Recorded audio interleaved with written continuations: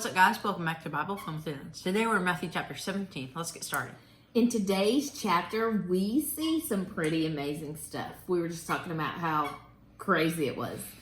Right out of verse 1, we see something called the Transfiguration of Christ. Transfiguration means a complete change of form or appearance to a more beautiful or spiritual state. And that's true of Jesus' transfiguration. So Jesus takes his BFFs, Peter, James, and John, up to the top of a mountain, and right before their very eyes, he was transformed. He was changed.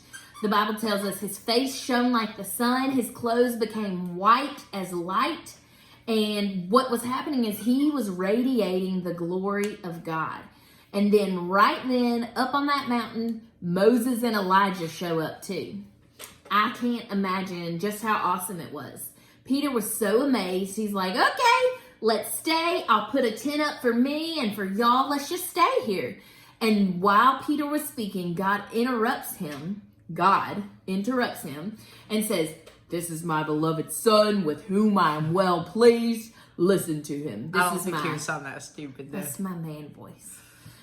And I love how when God talks about Jesus, he can't help but proclaim how proud he is of him. Where else do we see God say the same phrase about his son? The baptism of Jesus. That's right. And so when the disciples heard God, and I would probably be the same, they fall on their face. They bow down and fall on their face, and they have fear, they have awe. I mean, I can't imagine all the emotions going through them. And then the next thing they know, Jesus is touching them, and he says, "Don't be afraid." And they open their eyes, and it's just Jesus again. He's the only one with them. And then they start down the mountain, and Jesus tells them, "Don't tell anyone about this until I'm raised from the dead," which I would have so many questions. Jesus probably would not choose me to go up on the mountain. But there's some pretty significant things that are going on over there. Come here. He's bad.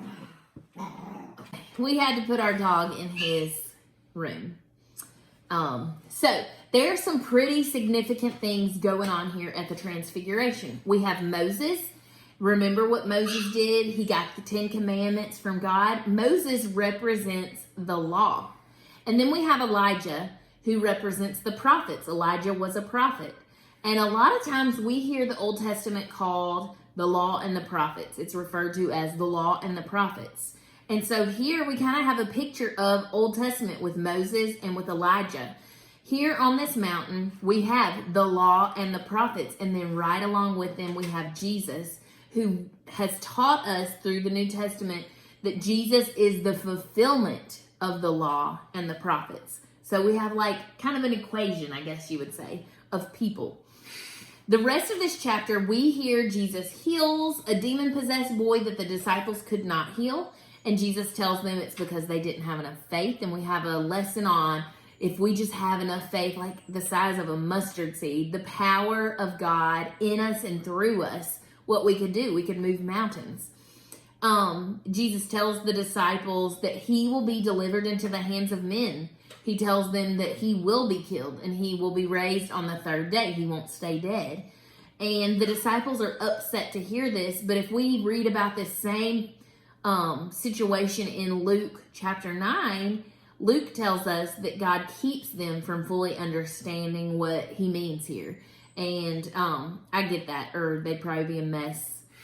So finally, this chapter ends with Matthew telling us about how Jesus paid taxes for himself and for Peter by the miracle of fishing, getting a fish, opening its mouth, and pulling a shekel out. And that's what they paid the temple tax with.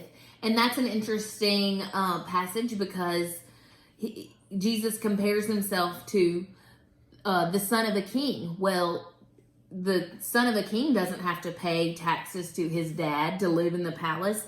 Well, this temple tax, Jesus is God. He's God in flesh. He is the son of the king. The temple is his, and so he really shouldn't have to pay this tax. But Jesus said, let's just pay it in order to not offend them. And another interesting fact is Jesus pays the tax for him and for Peter. And Peter wasn't even old enough to be required to pay taxes. But Jesus said, you know what? We're going to do this to stay above reproach and to not offend others. And I love that. Jax, what was your takeaway from this cool chapter today? Okay, so I find it miraculous how Jesus, he just casually goes up to his friends and he says, hey, let's go for a walk. And then on top of a mountain, they see these guys who are so dead, like 100 years dead. And then Peter just says, hey, this is fun. Let's stay forever. Yeah, let's set up camp, have a campfire. And so I found that really cool. So this was my big part, and I feel like anyone who reads this chapter, this part is a big deal, the Transfiguration of Christ. I see myself a lot in Peter in this story of the Transfiguration. I love the way that Peter responds to Christ's transfiguration and God's presence by saying, okay, I want to stay here in this moment forever. Staring at God, worshiping God, beholding God, staying in his presence. When the 3 disciples hear the voice of God, they cannot help but fall on their faces in awe, in reverence, in fear, godly fear, and in worship of him. Have you ever had moments in your life with God like this? I have. It hasn't been a ton, but I have had moments like this. And this passage today just makes me think and reminds me that I should take more moments, more set aside time to just sit in God's presence or even fall on my face, worshiping and loving and beholding who God is.